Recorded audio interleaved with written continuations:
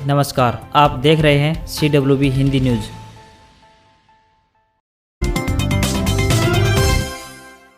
Haryanvi dancing queen Sapna Chaudhary का जलवा उनके फैंस के बीच हर मौसम में छाया रहता है। एक्टर और डांसर सपना के नए गाने ही नहीं बल्कि पुराने गाने भी बहुत पॉपुलर हैं। सपना के फैंस उनके पुराने गानों को रिपीट कर करके सुनते हैं। ऐसा ही एक गाना है लाड पिया के। इस गाने ने यूट्यूब पर खूब धमाल मचाई हुई है। लाड पिया के गाने को यूट्यूब पर 446 मिलियन से भी ज्यादा बार देखा जा चुका है। इस गाने में प्रदीप बोरा के साथ सपना चौधरी ने जमकर रोमांस करते हुए नजर आ रही है। इस गाने को अपनी शानदार आवाज राजू पंजाबी और सुशीला ठक्कर ने दी है। इस गाने का रिलीज हुए आज लगभग 5.5 साल से ऊपर हो चुके हैं, लेकिन फिर भी सपना के फैंस इस गाने को बहुत पसंद करते हैं।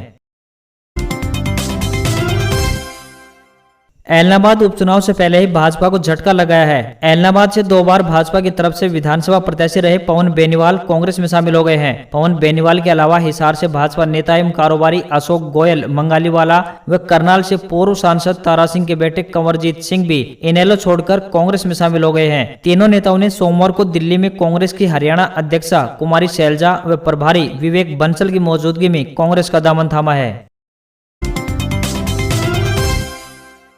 बिजली का बिल पेटीएम के माध्यम से भरने वाले उपभोक्ताओं को अब बिजली की अदायगी के लिए दूसरा विकल्प चुनना होगा। निगम के पास अब पेटीएम से बिल की अदायगी नहीं हो पाएगी। हालांकि अन्य ऑनलाइन माध्यम जारी रहेंगे जिससे उपभोक्ता अपना बिजली का बिल घर बैठे ही जमा करवा सकेंगे। बिजली बोर्ड रादौर के एसडीओ पंकज देसवाल ने बताया कि विभाग के मुख्यालय की ओर से उन्हें एक पत्र मिला है जिसमें दर्शाया गया है कि अब पेटीएम के माध्यम से उपभोक्ताओं से बिजली का बिल नहीं लिया जाएगा। कंपनी व निगम के बीच किसी शर्त को लेकर यह समस्या आई है, जिस कारण अब निगम पेटीएम के माध्यम से दी जा रही सर्विस को बंद करने जा रहा है। हरियाणा रोडवेज विभाग द्वारा दादरी डिपो में विभिन्न ट्रेडों में 66 प्रशिक्षु नियुक्त किए जाएंगे। उम्मीदवारों को वेब पोर्टल पर 26 सितंबर तक ऑनलाइन आवेदन करना होगा। रोडवेज महाप्रबंधक रवि हुड्डा ने बताया कि कर्मशाला में विभिन्न ट्रेडों के लिए प्रशिक्षु के लिए आवेदन मांगे गए हैं। ITI पास उम्मीदवार ही वेबसाइट पर 26 सितंबर तक ऑनलाइन आवेदन करें। उन्होंने बताया कि सिर्फ ऑनलाइन आवेदन ही स्वीकार किए जाएंगे। ऑनलाइन आवेदन करने वाले उम्मीदवारों को 27 से 29 सितंबर तक रोडवेज प्रशिक्षण स्कूल में कागजात जमा करवाने होंगे।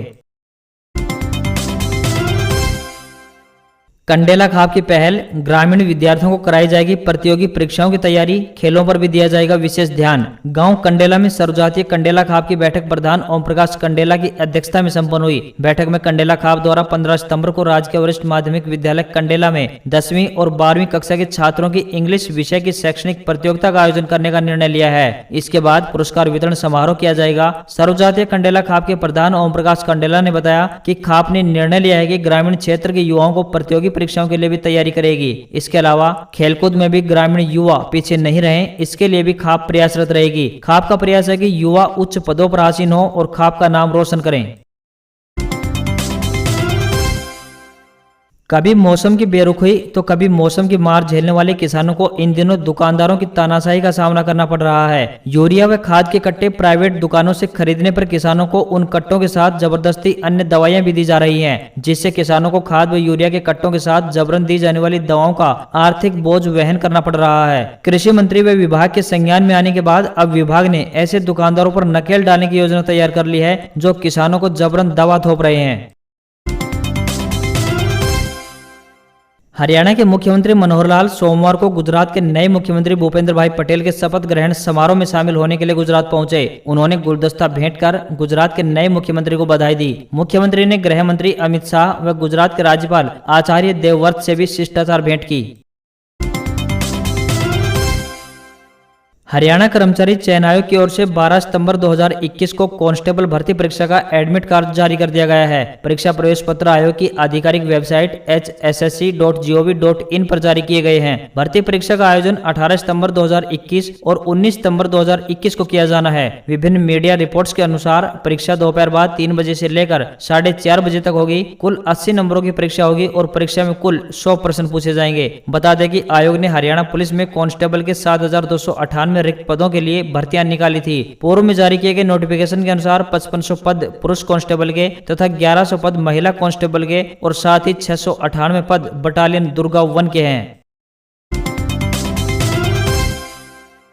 हरियाणा सरकार का बड़ा कदम, तकनीकी शिक्षा विभाग में मर्ज होंगे सोसाइटी के पॉलिटेक्निक कॉलेज। हरियाणा में सोसाइटी मोड में चल रहे पॉलिटेक्निक कॉलेजों को तकनीकी शिक्षा विभाग में मर्ज करने की तैयारी है। एडवोकेट जनरल की राय लेने के बाद तकनीकी शिक्षा मंत्री के नाते अनिल विज ने इसकी सैद्धांतिक मंजूरी प्रदान कर दी है। हरियाणा में पॉलिटेक्निकल कॉलेजों की संख्या 37 है। इनमें 26 सरकारी पॉलिटेक्निकल है तो वहीं 11 सोसाइटी के रूप में चल रहे हैं। इन सभी का खर्च सरकार वहन करती है। विभाग के अतिरिक्त मुख्य सचिव आनंद मोहन शरण को सरकार ने आदेश दिया है कि सोसाइटी कॉलेजों को तकनीकी शिक्षा विभाग में मर्ज करने की प्रक्रिया को पूरी करने में किसी भी तरह की बाधा नहीं आनी चाहिए। काफी लोग इसके हक में नहीं हैं क्योंकि सोसाइटी के पॉलिटेक्निकल कॉलेजों में अधिकारियों व इनके प्रबंधन की मनमानी चलती है।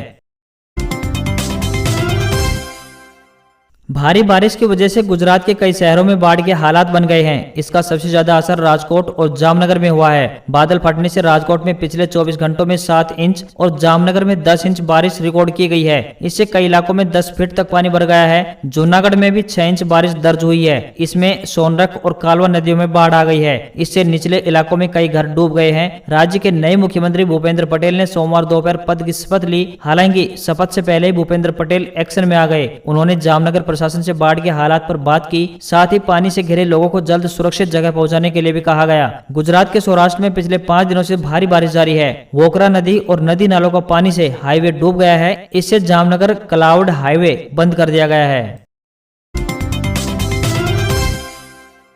दिल्ली से मुंबई के बीच 1350 किलोमीटर लंबा ग्रीनफील्ड एक्सप्रेस वे बनाया जाएगा। 1 लाख करोड़ रुपए की लागत से बन रहे इस एक्सप्रेस वे पर 350 किलोमीटर तक काम हो चुका है। अभी 8 लेन बनाए जा रहे हैं। इसके अलावा 4 लेन और बढ़ाए जाएंगे, 2 जाने के और 2 आने के। ये चारों लेन सिर्फ इलेक्ट्रिक व्हीकल के होंगे। यह देश का पहला एक्सप्रेस वे होगा जिस पर डेडिकेटेड इलेक्ट्रिक व्हीकल 4 लेन होगी। सड़क और परिवहन मंत्री नितिन गडकरी ने बताया कि एक्सप्रेस वे का काम जनवरी 2023 तक पूरा हो जाएगा। एक्सप्रेस वे के बनने पर दिल्ली मुंबई के बीच 150 किलोमीटर की दूरी घट जाएगी। दिल्ली से मुंबई को जोड़ने वाले NH8 पर अभी वाहनों का अत्यधिक दबाव है। इस पर रोजाना 1 लाख वाहन चलते हैं। एक्सप्रेस वे पर गाड़ियों के लिए 120 किलोमीटर प्रति घंटे की स्पीड रखी जाएगी। ग्रीनफील्ड एक्सप्रेस वे पर लाइटें सोलर पावर से चलेंगी। हर 50 किलोमीटर पर दोनों ओर फैसिलिटी सेंटर होंगे। वहां रेस्तरां, फूड कोर्ट, सुविधा स्टोर, ईंधन स्टेशन, EV चार्जिंग पॉइंट और शौचालय आदि होंगे।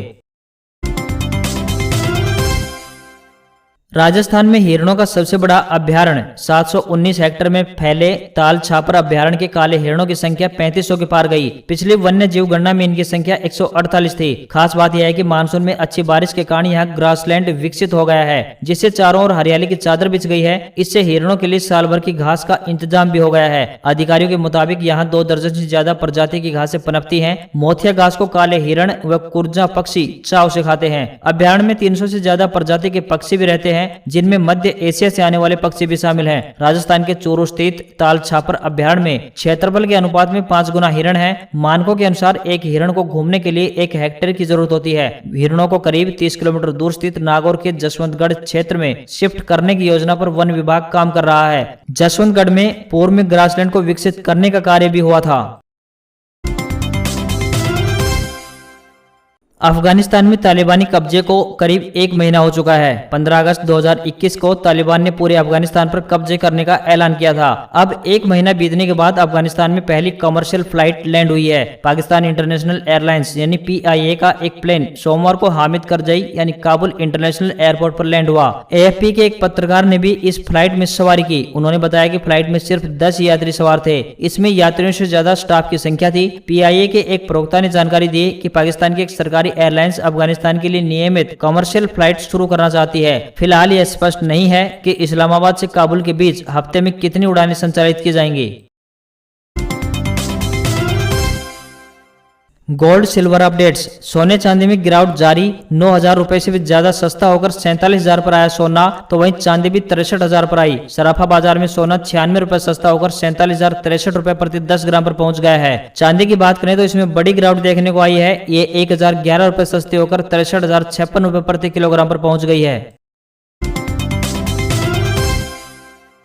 सरकारी नौकरी अपडेट्स। राजस्थान में ग्रामीण विकास अधिकारी के 3,896 पदों पर निकली भर्ती। 18 से 40 वर्ष की आयु वाले ग्रेजुएट कैंडिडेट्स कर सकते हैं अप्लाई। राजस्थान में ग्रामीण विकास अधिकारी यानी विलेज डेवलपमेंट ऑफिसर के पदों पर बम्पर भर्तियां होने जा रही हैं। राजस्थान कर्मचारी चयन बोर्ड ने ये वैकेंसी निकाली है। इस सरकारी जॉब का नोटिफिकेशन जारी किया जा चुका है। योग्यता की बात करें तो किसी भी मान्यता प्राप्त यूनिवर्सिटी से ग्रेजुएशन की डिग्री प्राप्त की हो तथा उम्मीदवार की उम्र की बात करें तो 1 जनवरी 2022 तक 18 साल से लेकर 40 साल के बीच होनी चाहिए। आवेदन शुल्क की बात करें तो सामान्य और आर्थिक कमजोर वर्ग के लिए 450 रुपए रखी गई है। वहीं ओबीसी एनसीएल के लिए 350 रुपए, SC ST और दिव्यांग वर्ग के उम्मीदवारों के लिए आवेदन शुल्क 250 रुपए देना होगा।